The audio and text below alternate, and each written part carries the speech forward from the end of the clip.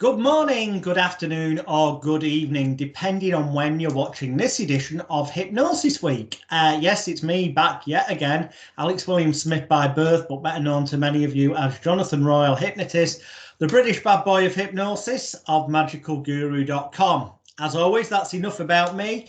The whole point of this show is to bring you guests each week who cover a different area of the psychological talking, mind therapies and related areas, because there's all different names, but ultimately that kind of gives a description of it. The gentleman that we've got on the show this week, I met physically just over a couple of years ago, although we'd met online virtually, as it were, prior to that. And at the time, and as I always say, anything I say, I take full legal responsibility for on these interviews. The guests obviously have to decide what they choose to say or not say themselves, but I take full responsibility for anything I say.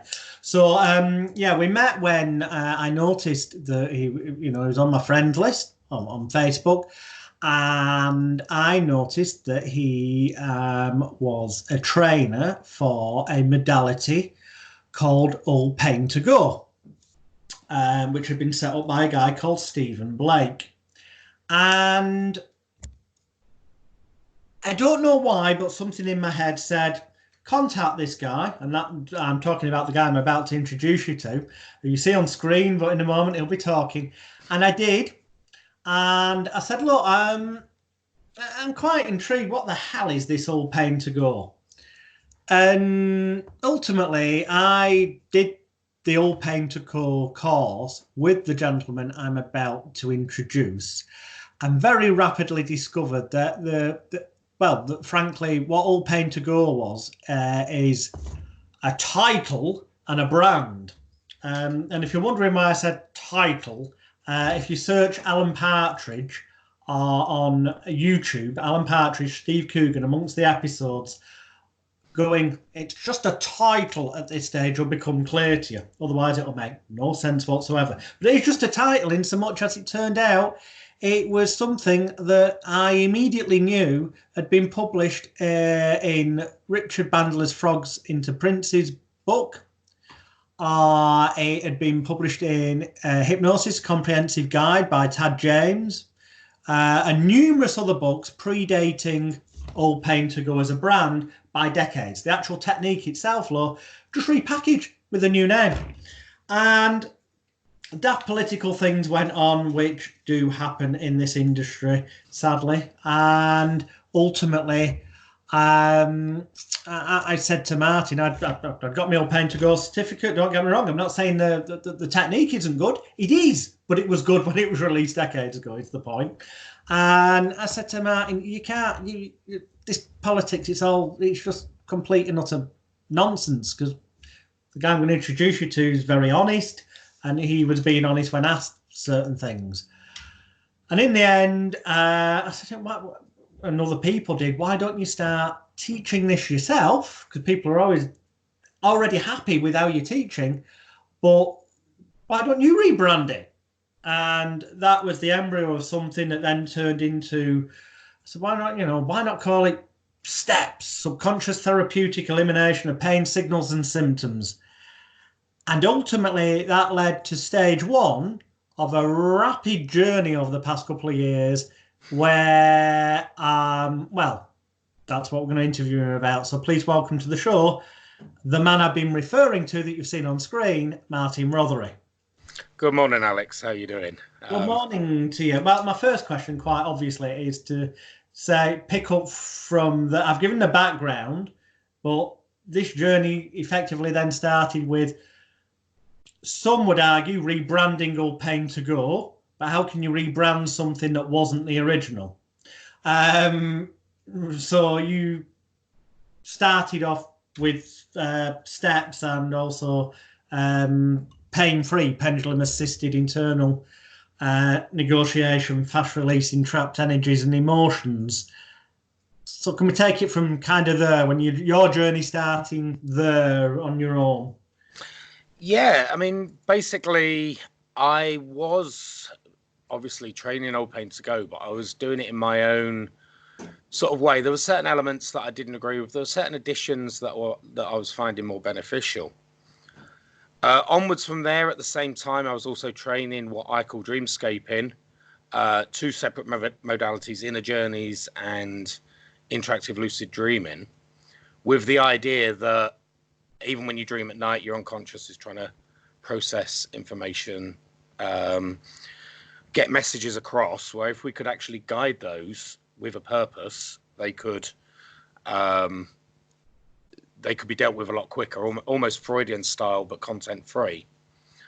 I was training that at the same time. At the same time, I had all the other ideas that were going on. So I held, obviously, the first steps training, if I remember rightly, the 7th of February, 2 years ago. A huge amount of support with it. I think we had 60 odd people on the course. And it rapidly turned into rapid pain elimination therapy. Rapid pain elimination therapy started with obviously steps, dreamscaping, what I call the TIME protocol, Total Integrated Mind Enhancement. We all love our acronyms. And a process called GOSH, which was gifted to me by a very good friend and colleague in Spain, which was the gift of self-healing. Those 4 processes were working amazingly to work with almost all chronic pain.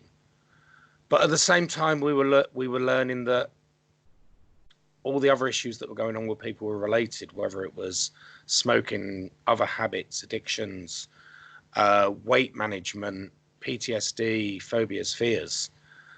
So the training just naturally evolved.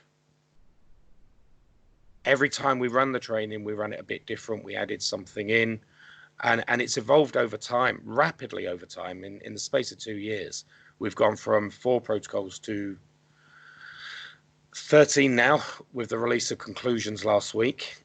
13 protocols, lots more to come. So we've evolved from RPET, which was rapid pain elimination therapy, to now sanamentology. Sanamentology is an overall name for everything we do. Because strictly there's not a lot of hypnosis involved in the way people term hypnosis. Very few of our our protocols use trance. There's very few inductions, deepeners, things like that. And we wanted to market it to the people that have this irrational fear of being hypnotized. They don't want to clock like a chicken. So obviously with hypnosis, it steers people away. And I had interest from the NHS. We did NHS trials at the beginning of last year. And the first thing the doctor, which I'd been in discussions with for a year previously, said, whatever you do, don't tell anyone you're doing hypnosis, because they will just not allow you to do it. So we termed it sanamentology. Sano comes from a word meaning to repair, to restore, to make whole. Mento, of the mind, and ology, the study research of, which is what we are continually doing. So it's now come into the sanamentology. Now, the other side of what we wanted to do, or my vision of what I wanted to do, was I was very much aware from my own experience that being a therapist is quite a lonely business. Many of the groups on Facebook, the support groups, are, let's say, less supportive than they could be. There's a lot of bickering and that goes on within the groups, and everyone stands on their own. They're self-employed and they're scratching around for clients. So I thought, why not merge the idea of a business with a team with being self-employed? So we formed a team, and the main selling point, or the main benefit of the RPET team, which is now the sanamentology team, is the fact that we are all working for the same common purpose. We're all working together. We're all in this as if it's one business, but we're all standing on our own rights. So we've got the support group, which is made up of 213 people now around the world. Absolutely amazing people. Just There's no such thing as a silly question. Say again.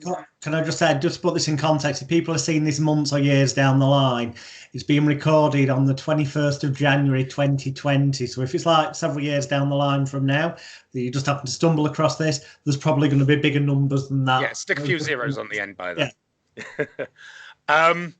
Yes, the group is amazingly supportive. There's no such thing as a silly question. And the team members from day one, as they're building up their practice and their confidence, don't feel they can't ask a question and be reprimanded for it.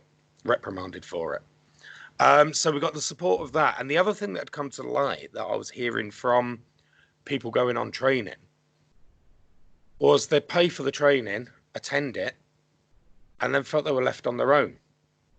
And if there was anything they missed or they didn't quite follow, especially if it's an intense course, they became a bit stuck with it. So I thought, well, I have the facilities, I have the space. Why limit the training? So when people sign up to become a sanimentologist now, they attend the training when they can, either via Zoom or in the room. They're both run simultaneously. Mm-hmm. But then at later dates, they can come on as many courses as they like. If they see the dates for the trainings happening, they just reattend. And the benefits that they're getting from that is it's building their confidence.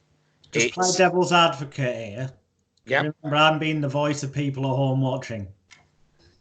Some who are immediately going to be on side, others who are sceptical, others who it doesn't really matter what we say, ain't going to change their mind. They're all opinions. Everyone's entitled to one. Why would people need to do a course again if it was taught right in the first place? There'd be some people who that'd jump into their head. One of the first things to point out, and I'm sure all of the team would agree with me on this, because our course is evolving so rapidly, every time they come on, they learn something new. Because we work with the clients, we see what's really beneficial to the clients, we see where there might be a little bit of, oh, we had this client that we couldn't quite work with. So then we go back to the drawing board and why? Why didn't we work with those? Let's adapt it to make it work for them as well. Mm-hmm. The training is very free flowing. It's very, you've attended it yourself. It's very. I know the answer to a lot of the things I'll be asking you. It's just I'm asking them for the benefit of the people at home. So yeah, it's a very relaxed training environment, and when people come on it, there's the social aspect of it as well. They're meeting other team members. Obviously, new trainees will be asking different questions to previous, but it's building that. What's the word? It's like it's reinforcing the neural pathways. Why do you revise at school? I mean, if you've learnt a lesson in school of algebra, for example, why do you need to go home and revise it? Because let's be honest, if it is taught right, you don't need to. And I proved that because I never revised and I passed. No, I didn't, to be honest. But exactly. The reason they make it suggest you revise and to do so is to get you used to obeying authority and doing what they say and studying and repeating that which authority figures tell you to. It's indoctrination, not education. Yeah. I mean, our course is quite intensive, and people go away and they start working straight away with clients so that they can get their case studies in. But reattending, like I said, they do learn something new, but it deepens that neural pathway. It builds like almost mental muscle memory in it.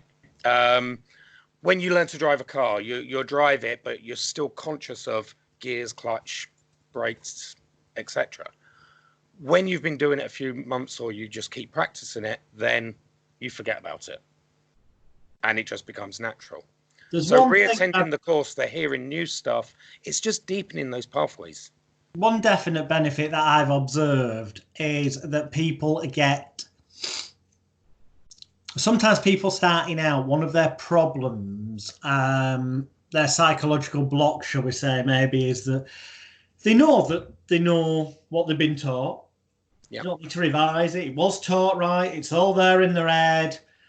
They know that it'll work. They have belief that it'll work if they go and do it, but they just, some might call it the imposter syndrome. Well, I've never done it before, so you know, we all know whether it's stage hypnosis or therapy, it's never your first client. Yeah.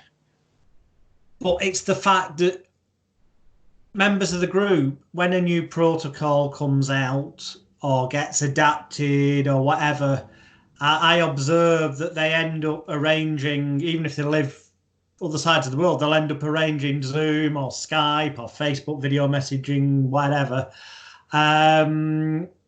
sessions to effectively rehearse, practice and do a run through with each other so they can experience it from one point of view as the client, and from the other point of view, make sure they're not tripping up on words in the script outline. And I'm saying script outline because I'll get you to explain this more, because there are large elements where it's filled in by the client. That's why I'm saying it's script outline. Guidelines. Yeah. So that's something I've definitely noticed is an advantage, and something that definitely takes place. I've seen it taking place that I haven't observed happen as much through other schools out there. So if and by the way, for people watching, I'm not on commission here. I'm just saying it, and believe me, you'll know I'm not on commission with some of the questions later. But that's one of the major things that I think is USP. Do we say unique selling point and an advantage to people? The team placement and the ongoing support are the main USPs. Apart from the protocols are bloody good, it's that ongoing community spirit. Right, the protocols are good, don't get me wrong. And currently you said there's like 13 of them and growing. Somebody sat at home though might be thinking, well, hang on a minute, I've been a hypnotherapist for however many years. And yeah, I was taught numerous tools to go in my tool bag, that wanky saying. But you know what, the truth is I've only ever used 2 or 3 consistently with clients in the real world, and nothing else has been required. Just a case of adapting and tweaking them contextually, situationally. Why the need for so many different? They all work on the same basis. I mean, we're going into the fields. I mean, we've released the addiction program, Free Spa. We've got the PTSD program as part of the new training, etc., etc. And there's little adaptations to what's going on, say behind the scenes, but inside the mind, if you like. And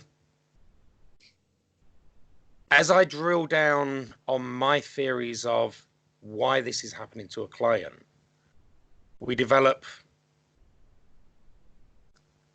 the structure of the program to suit that.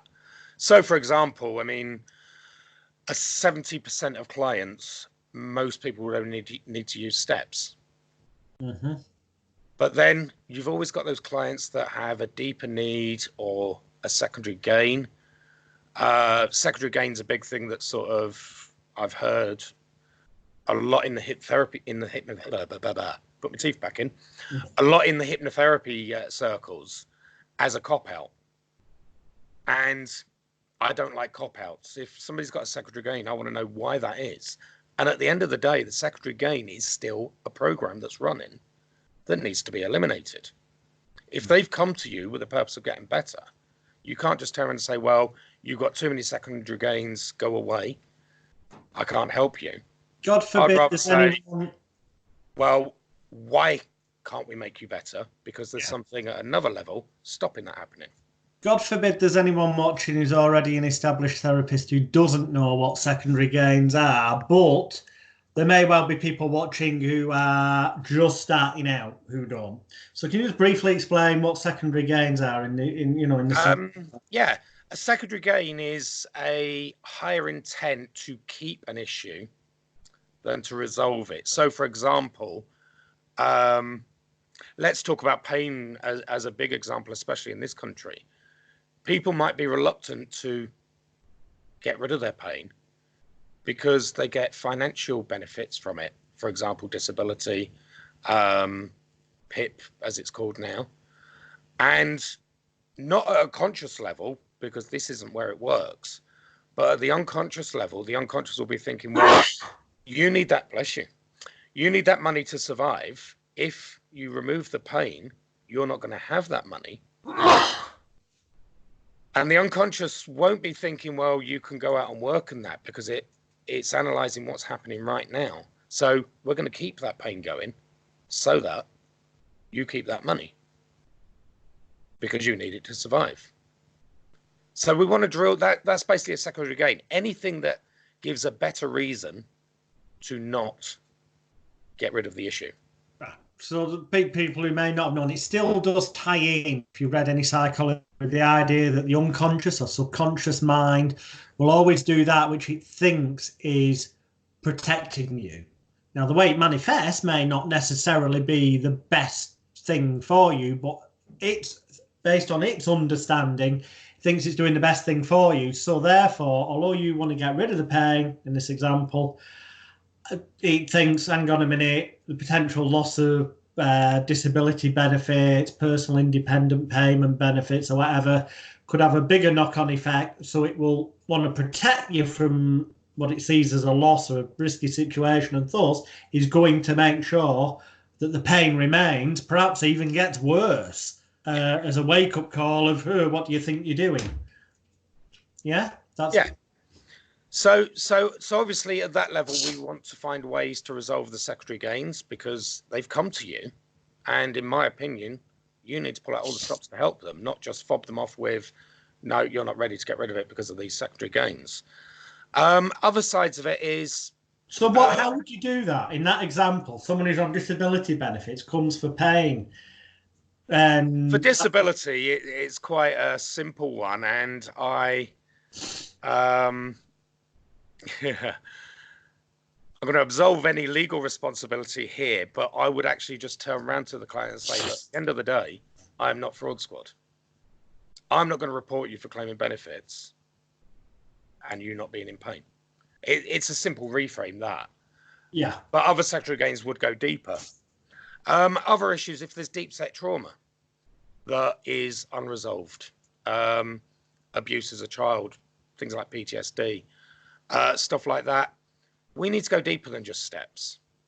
So we'd bring in the dreamscape in, other elements there. If there's an ongoing illness, then we'd look at the GOSH program, which is a gift of self-healing, which basically puts the unconscious into a ability to heal as fast as possible. Mm-hmm. The results we've had from that, from team members, families and clients, is amazing. Doctors are sort of seeing people coming out after an operation and they're shocked at how quick they recover from it. Gift of self-healing. It's like it's a visualization process, isn't it? Yeah, it is a guided visualization process where the unconscious is prompted to visualize where's damaged, known or unknown, and start the healing process on those areas, but also to resolve things like your negative emotions, guilt, remorse, anger, which do not help the immune system.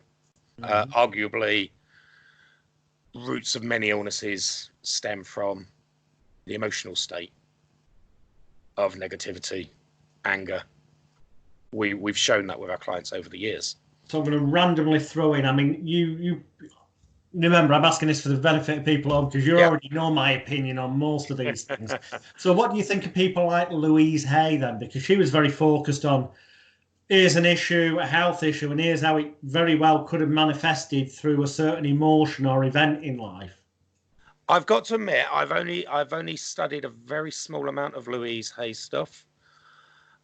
I'm not going to argue with any of it. There's two sides to it. There are events in your life that illnesses and pains and that can stem from. There's also states that you're in currently. At the end of the day, pain is a message.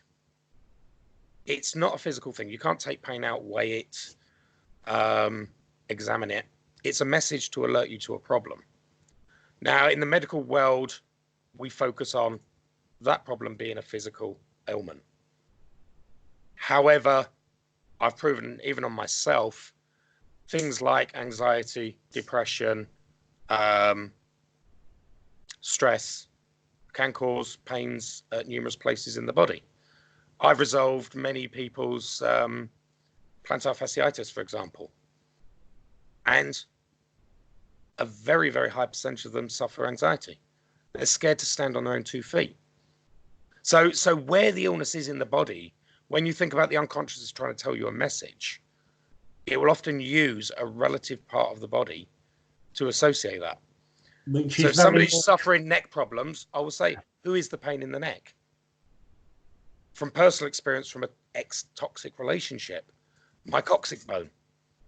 My ex was a pain in the backside. I had to curb my language there.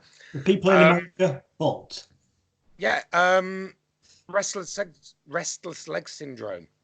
What are you running away from? Hill spurs, pain in the heels. Stop digging your heels in and move forward with your life.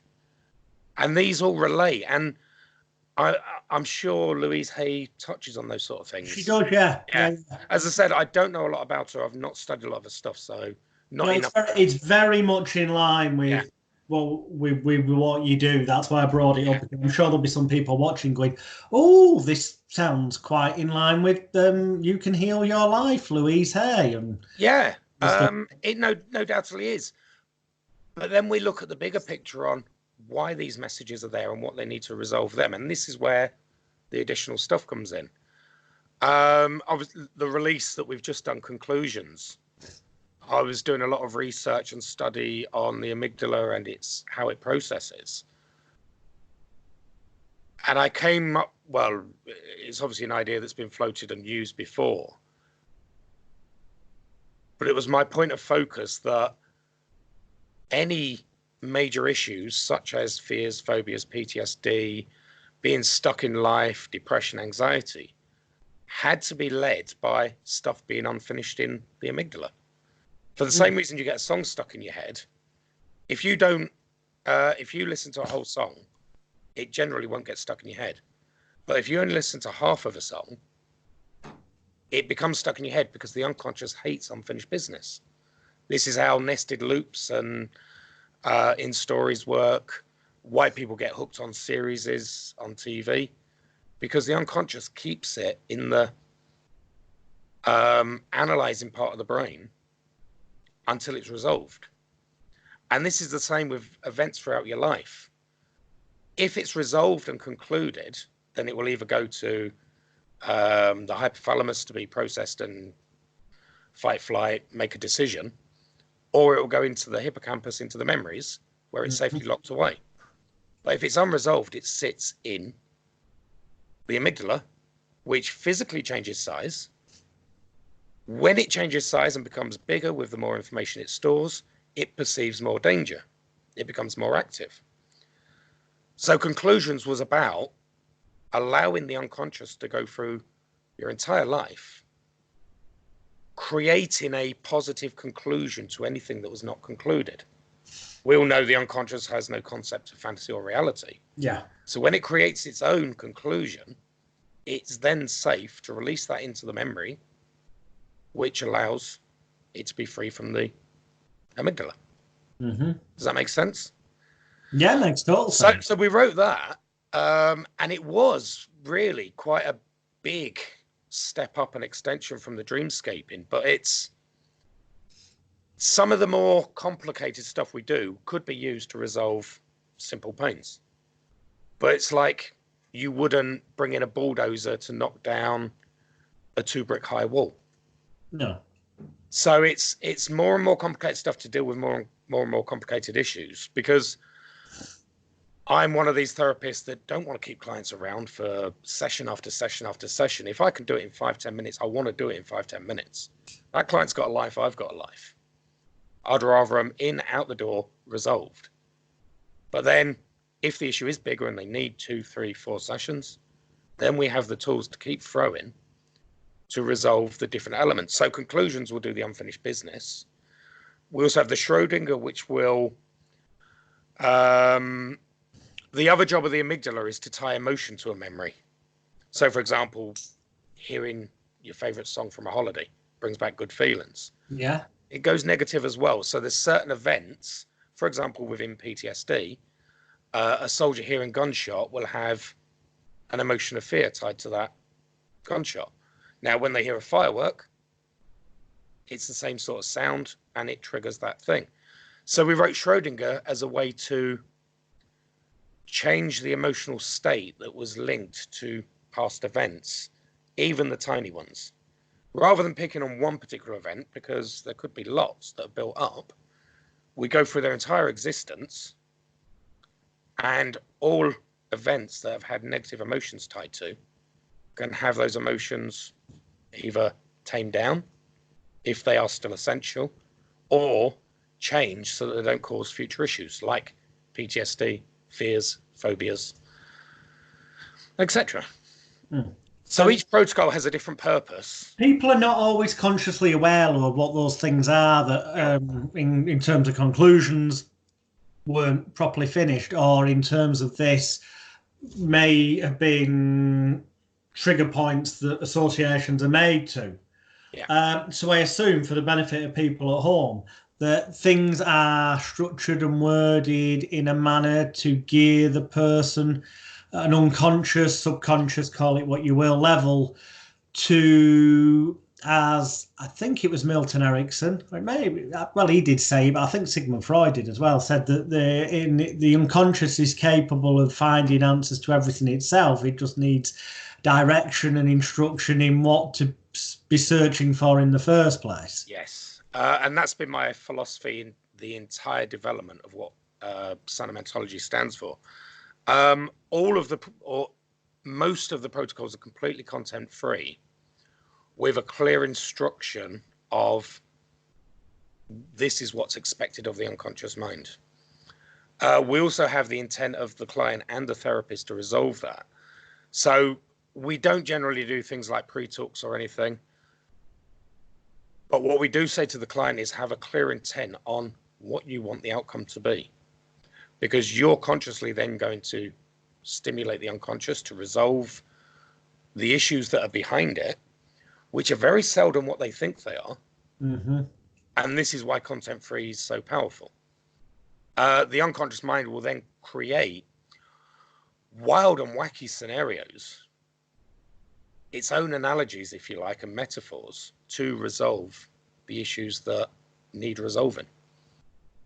Well, yeah, talking of wild and wacky mental images, and I'm going to ask you to talk a little bit about the lucid dreaming stuff, because I'll just say for viewers at home, if it sounds a bit wacky, bear in mind that when you go to sleep at night, and rest assured you all dream, just not everyone necessarily remembers when they wake up, but the people that do remember, a lot of people will tell you they have the most bizarre dreams, and the weight of evidence suggests that this is the unconscious mind taking bits from everyday life and past that might relate to it, or future dreams, aspirations, putting it together and manifesting it and trying to work it through, and it goes off and on. It becomes abstract and weird, but it is ultimately acting in your best interest to try and simulate all these bits of information that have gone in.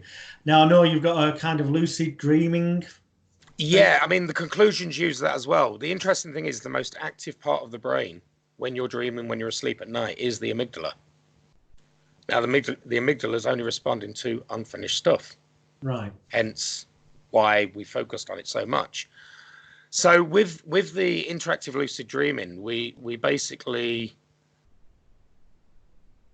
send somebody into dream state very, very rapidly, and their imagination will create scenarios to resolve any issues that are going on.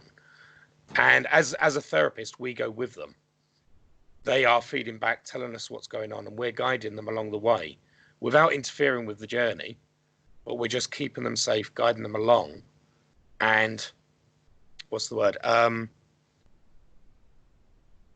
Just prompting the unconscious to move on to the next part. Dream state, just for the benefit of people at home, I always remember it as bat dung, as in dung shit. Bat dung, BATD, beta alpha theta delta, because that's the order. That's how I remember it. Now, beta's wide awake,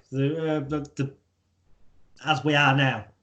Alpha generally is daydreamy type state. Theta is stereotypically equated to what people talk about hypnosis being, and delta is at night type to sleep dreaming. What would you kind of relate it to? It's a difficult one to answer, that one, because, sorry, excuse me, my landlord's just waved at me. It's a difficult one to answer, that one, because they are fully alert. They're just sat there or stood there, fully alert. They're not snoring. But their interactive lucid dream when they're in it, is that real to them that they can't tell the difference between that and what's really going on. To the level that I've got people in the team that when I've done the training with them and taken them into their dream state, I remember one person was on a boat and she got off the boat and stepped onto an iceberg. Mm-hmm. And the minute she stepped onto that iceberg, her glasses steamed up physically. So obviously the unconscious is responding as if it's reality. See, I would argue it's I don't know. I would argue it's probably AD, as in a combination of starts off as daydreaming in the normal sense, but with the eyes closed as visualization. Yeah. But because of the fixation of attention and guided visualization, you bypass the critical faculty ultimately, and arguably get so-called hypnosis, which is the AT even, I should say, into theta. So it becomes a combination of alpha daydreaming and theta hypnosis at the same time. Yeah, quite possibly. And to them, it is real. And when they've come back, both clients and trainees, obviously trainees, I'll ask the questions. I don't want to pick at the clients too much because I want the processes to be more effective. Yeah. But when I question the trainees, they will agree that to them at that moment, it was real. They weren't sat in my training room or in a chair. They were experiencing exactly what they were seeing in their dream. Rather like when you're dreaming at night. Mm. And we've had clients that have broken down in trainees that have broken down in tears because they've met a loved one that died and had a conversation with them to resolve anything that was left unsaid. So we've had tears of joy. We've had people feel some physical pain from going through an accident that might be unresolved from the past. Like I said, the glass is steaming up, so actual physiological changes to the body in response to what it's imagining. People go hot, they go cold. They respond to the environment that they are imagining, if you like. Excellent. So I'm going to drag you back briefly because you mentioned it before, but then didn't kind of, you just mentioned it. Didn't expect. Yeah, this is what I do. Dreamscaping. So that's the interactive lucid dreaming is one part of it. And that's the guided one, which is obviously a one-on-one. The other part of dreamscaping is the inner journey, which starts as a guided visualization to place them in a position that they can then have the freedom to work on whatever their unconscious mind chooses they need to work on. Now, this is why we set the intent at the beginning. We want you to do this. Then the unconscious mind will resolve the root issue, not what we think is the cause, but the root issue in a way that they're safe, they're secure, and they'll have experiences. The general way we do it sort of with the inner journey is we set them in a building with lots of rooms and they can choose the room. Or the unconscious mind will choose the room that they go to. Now, under basic psychology, and one of the studies is cochology, we have a universal set of symbols that fit different rooms, for example. So the kitchen would usually be social. A bathroom would be health and cleanliness. A basement would be fears and phobias. Bedroom, your intimate relationships. So they will go to a corresponding room to whatever their issue is at the time. and they will have an experience that their mind chooses to resolve what's going on.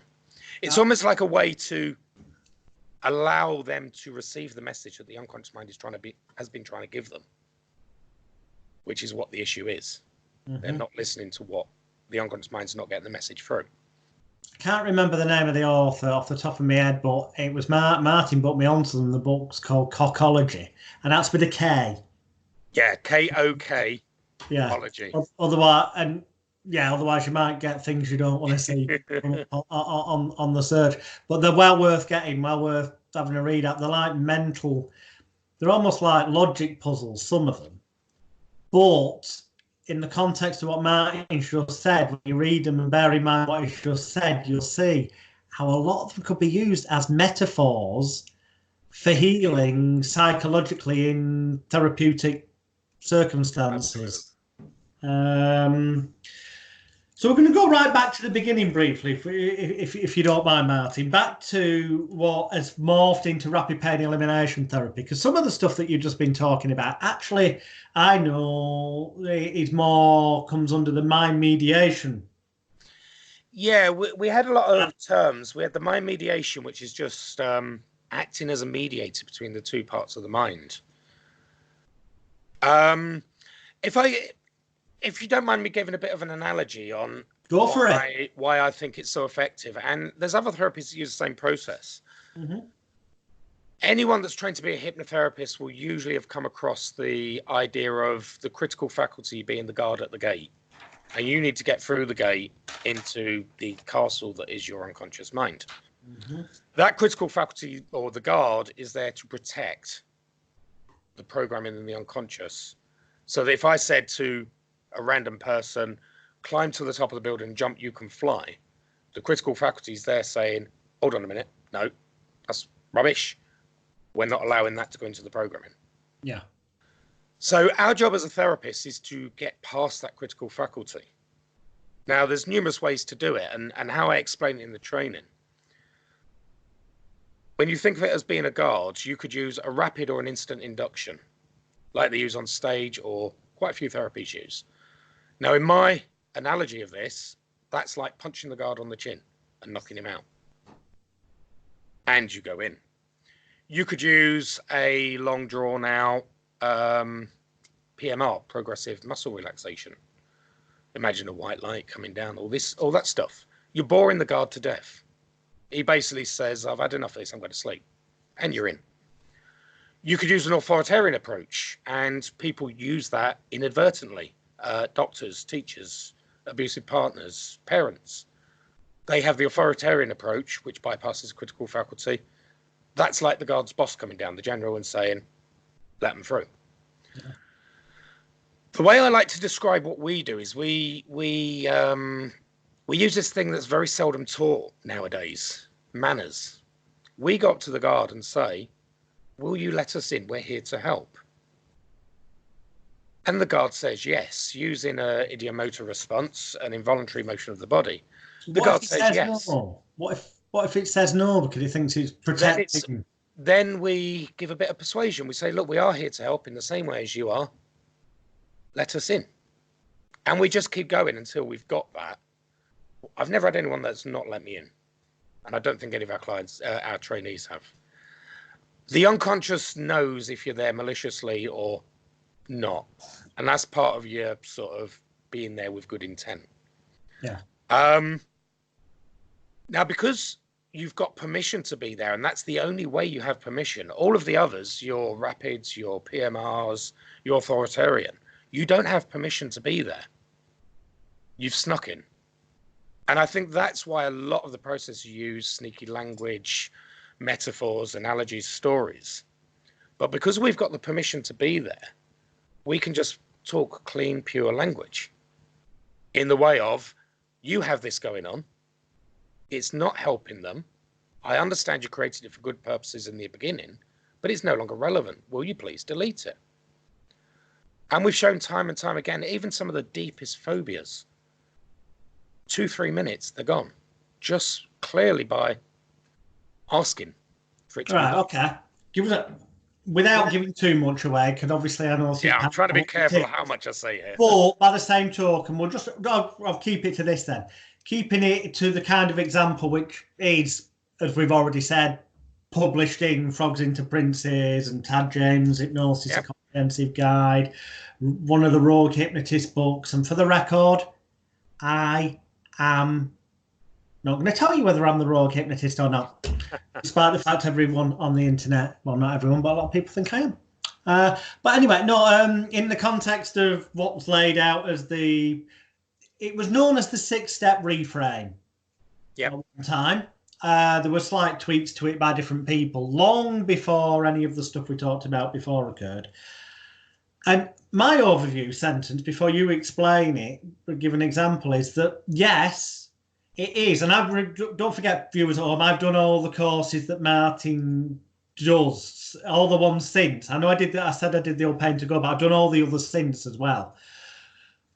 Is that by being nice, using manners, you get permission to get into the unconscious, subconscious, whatever you wish to call it. If you like, you gain access into the user administrator area of the personal laptop computer, but with permission. And you then are able to go in there and, as you would in a computer, tap in, delete file that's causing problem with whatever, and then it's gone. You can say, look, can you find all thoughts, memories, emotions, feelings, triggers, anchors, associations, whatever, connected to that which was causing you to have a fear of spiders, for example, and just delete those as rapidly as you feel is appropriate for you, and then let us know with your nod of your head, you move your finger, whatever. Yep. And when they've done that, Martin's seen it happen, his students have, I've seen it happen. Once they confirm, and they're confirming through an idiomotor response, so from an unconscious level, that they've done what was required to delete all those memories, thoughts, associations, feelings, anchors, triggers, whatever.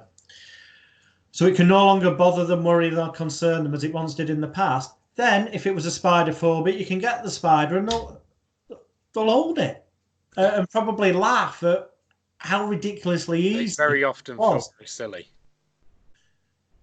So, I mean, how would you explain it? That's my, I'm going to say layman's, for people. Well, if you think about it, every time there's a choice, a response, an action, an event in somebody's life, the unconscious will tie a trigger to it, a reaction or a response. That's the job of the amygdala. And if there's a danger sense to it, then that will start that whole process of creating the phobia. Now, it doesn't have to be, for example, spiders. I mean, one of the silliest, because very often they're never in any danger from the spider. It's a learnt behavior from their peers, their parents, their siblings. But the unconscious is, oh, they're scared. Maybe I should be too. It's almost like crowd mentality. But other things, you could have somebody with a fear of flying, and it would have been nothing to do with aeroplanes. It might have been when they were very young, they were in the room when their mum and dad were having a blazing row, and there just happened to be a magazine on the table with an aeroplane on the cover. And the unconscious has picked up that as a stimuli associated with the fear of the loud noise of the shouting and tied it in together. And it starts off as a seed, but then over the years, things build up and layer and layer. I remember one of the stories I tell in training, I nearly got a parking ticket, and I used this to get out of it in a nice way. I was parked somewhere for too long, and traffic warden came, was just putting a ticket on the car as I got to the car. And he saw the sign in the back of my car saying I was a therapist. Now, this parking guy had a fear of heights, to the point he couldn't walk across the footbridge that went across the main road. Yeah. My first thought was, right, I know where to park in future. And I thought, well, I got talking to him. And I had a very, very quick session in the middle of the car park next to my car. We had a chat first. It turns out he had this fear of heights now. He was in his 50s. When he was 30, he'd climbed the Empire State Building. no problem whatsoever. Ah. And he couldn't understand why he had the fear now. So the first thing I said to him was like, when you climbed the Empire State Building, how did it feel? And he said, well, it was exhilarating. It was exciting. Like, how do you feel now if you go high up? And he analysed it. He's like, do you know, it's the same feeling, but it's just too overwhelming that I can't cope with it. So I'm like, so arguably you had a bit of a fear when you climbed the Empire State Building. Yeah. So I did something I don't do anymore. I did a very, very quick regression. This was before I sort of did my mediation and steps and stuff. I did a very quick regression in the middle of the car park. I know that's not entirely legal and safe and secure, but I made sure it was all right. And it turns out it is legal. There's no laws against it. Or could it be argued about being performance? It wasn't, yeah, but it's therapy. Yeah. It's for therapy. And it turns out when he was 4 years old, he was climbing the stairs behind his brother and he made his brother cry. And he was halfway up the stairs and his dad came out and walloped him one. Ah. Now, halfway up the stairs to a 4-year-old is quite a high place. Yeah. And he associated that height with the pain of being whacked by his dad. And that was the seed. So then every time he was high up after, he had that little bit of fear, which put another layer on, which built up and built up and built up. And arguably, maybe the Empire State Building as being the really high place, put the final layer, which created the fear. So basically, we just resolved that. We just said, right, adult you, talk to little you and tell little you that it's not to do with the height, it's because you're a little bugger. And it came back, and I actually walked across the footbridge with him, and he looked down, and he actually looked over the edge, and he's like, do you know, I feel so daft. And I said, well, that session would normally cost you £150. What you can do for me? He just took the ticket. It's like, there we go. Nice one. But that pointed out that it started as a childhood thing. There was a tiny little seed, and then it layered up over the years until it had become this full-blown phobia. Mm-hmm. Now, if I dealt with, say, what he thought was the issue, say, climbing the Empire State Building, it would have left all the other stuff before, which would give light to the idea that maybe in 6 months' time, that phobia is going to come back. But because I removed the seed right at the beginning, there's nothing else for it to build on in the future.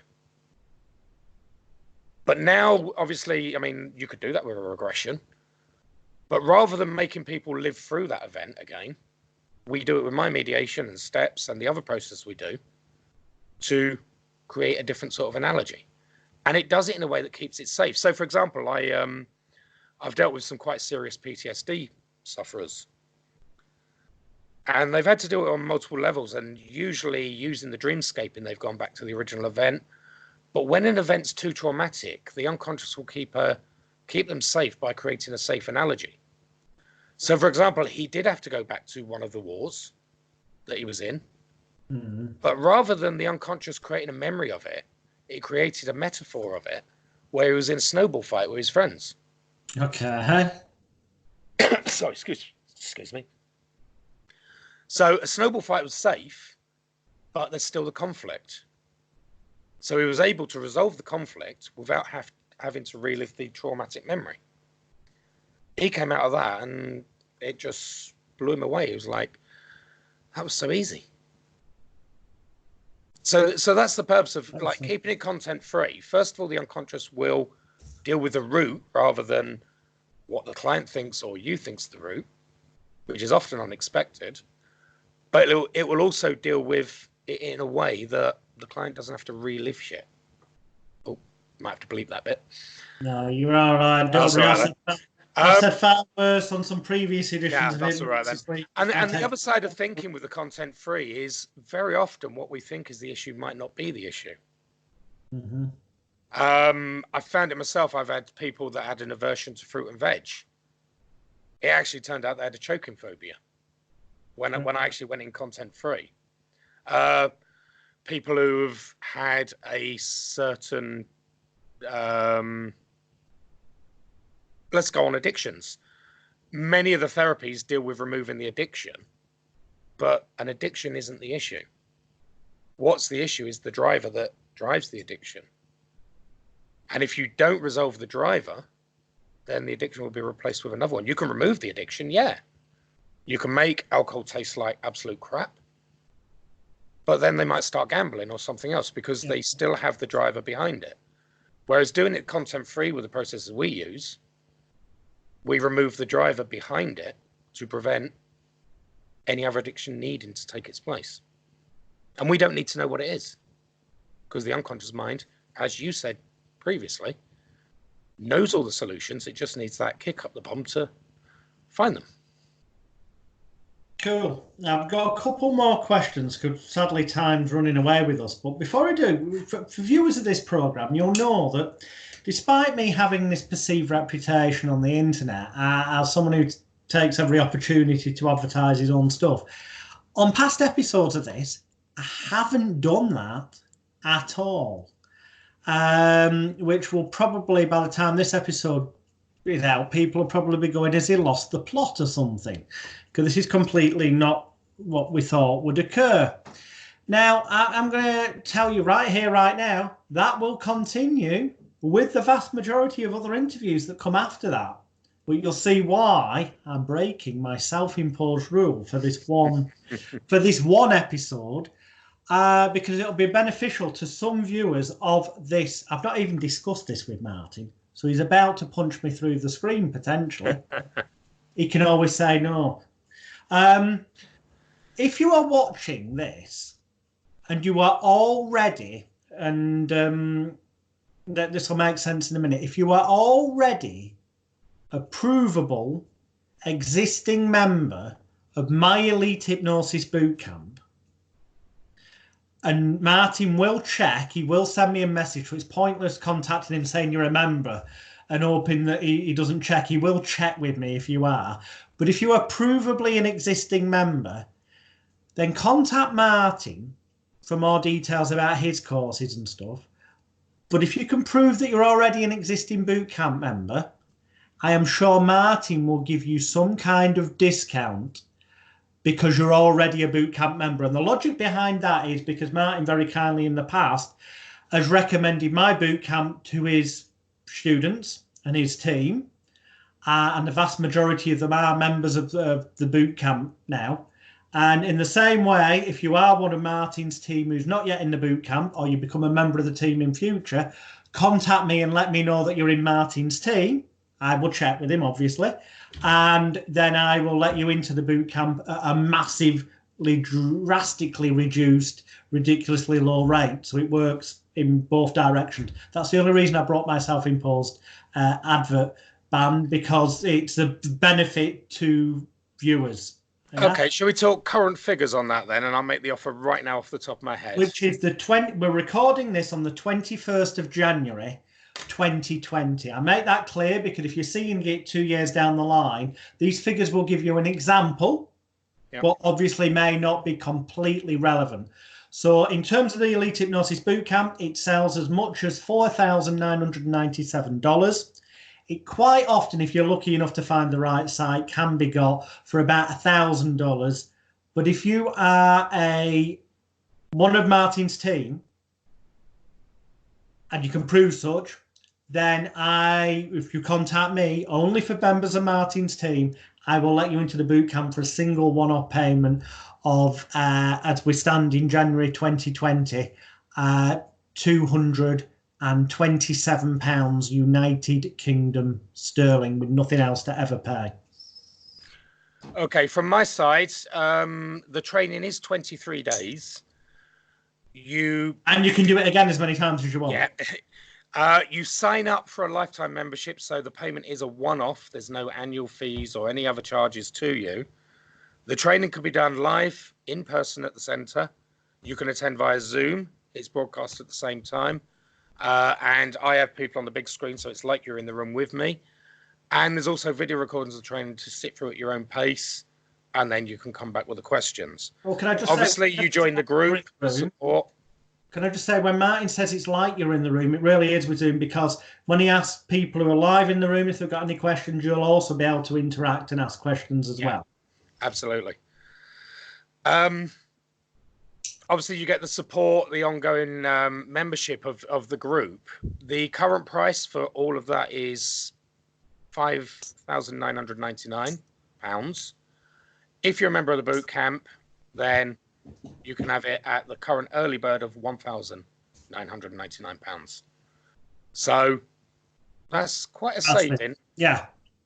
And another benefit that Martin hasn't said, and I would argue that this is probably one of the biggest benefits, and the reason I'd argue it's one of the biggest benefits is because in truth, as Martin's already said, and he's very open about it, the underlying core essence of these protocols is nothing new. However, they have been tweaked and elaborated and road tested and stuff. But because I mean, in my boot camp, I have a thing called Cured, which effectively is a communication with the unconscious mind, 6-step reframe thing.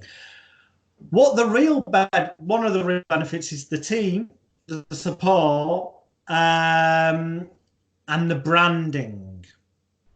Don't underestimate the power of nice logos, catchy names, because they capture the imagination of potential clients, and because they're in different niches. So obviously you've got, for pain, you've got rapid pain elimination therapy or steps, and the logo is like a pathway to a brighter pain-free future. These stimulate the potential clients' unconscious, subconscious minds, their buying triggers, their find a solution to their problem tree, and that will help you get business. Those things are really powerful, I believe. Yeah, absolutely. So we've just hit the 1 hour. So that tells me I have to ask you the last question, I'm afraid, which is the question I've asked every single person and will be doing through all the rest of the interviews. And that is, other than the obvious, and we've already done the plug for the courses, your website address will be below this video, so you can click directly on that link, people watching this video when it goes live on Hypnosis Week, although you verbally please do give out the websites at the end. Somebody comes and knocks on your door, this is a hypothetical situation, and they say, you know what, I read a couple of books, I'm really interested, I want to get into the world of mind therapy. What would your top 3 tips, insights, pearls of wisdom, call them what you will, be to help that person avoid wasting money, avoid wasting time, avoid pitfalls and failures, to make their path smoother for them? Is this in terms of training or going forward as a business? Both, a bit of both. What, you know?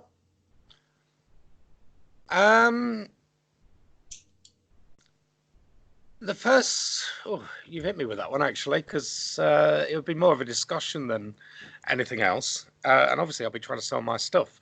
Find a reputable trainer with a track record, and speak to the people who've trained with that trainer. Completely agreed. Have the pure intent and confidence, which will come in time, and go into it for the right reasons. Don't chase the money. Don't think, oh, I know this therapist that's charging £250 an hour, I'd like a bit of that. If you chase the money, you're always going to be chasing the money. It'll be elusive. Chase the passion. Have a passion for doing the job. The money will always follow. Excellent. You know, so it's like I'm playing Hypnosis Week interview lottery. Now, by the time this goes out, because we start on the 25th of January, and there's an interview a day for 9 days. That's launch week of the 2 weekends, and then it'll be weekly episodes thereafter. And I want to see how many of them, you just said it at position number 3. The last couple I recorded also said it at position number 3 in the answers. Some other people said it at position 2 or position 1. But the point is, they said it. Yeah. The majority of people have said it's got to be your passion, not to be just about the money. Yeah, absolutely. I never look at the money side of it. If I see a client, I'll even see them for free if I think they're worthy of it. I mean, obviously, if they're just trying to con me to get free therapy, but it's chasing that passion. and helping people. And that, if you do it going for the money, I think it's even going to interrupt the therapy, because if you have the intent that you want money from it, then at a sub-communication level, their unconscious mind is going to know that. And you're not going to get in as easily to do the work. You're not going to build that rapport that comes naturally from just having this pure intent of, oh, you've come here, I want to help you. That will get you in. Whereas if, money, that's going to shut you out. So it is chase the passion, and you do that, you can't go wrong. Excellent advice. Thank you so much, Martin, for your time. No, thank you. Can you please, it will be below the video, but can you verbally please tell everybody how they can find you? They can find me on Facebook as Martin Rothery. The Facebook group at the moment is Become a Rapid Pain Elimination Therapist. That group will always exist. From there, you can find other information. Or the website, which is a little bit out of date at the moment, is rapidpaineliminationtherapy.com. As I said, there will be links below this video as well. Thank you so much, Martin. It's been a pleasure. Thank you all for watching. As I say every week, now you've watched it, some of you cheeky buggers, I bet, have already got a pad and pen and been taking notes. But as I always say, if you haven't, get a pad and pen, watch this again and take notes, because there's a lot of wisdom, a lot of insights, and a lot of things in the past hour that Martin has shared. So thanks again, Martin. Thank you, viewers at home. See you next week for another edition of Hypnosis Week.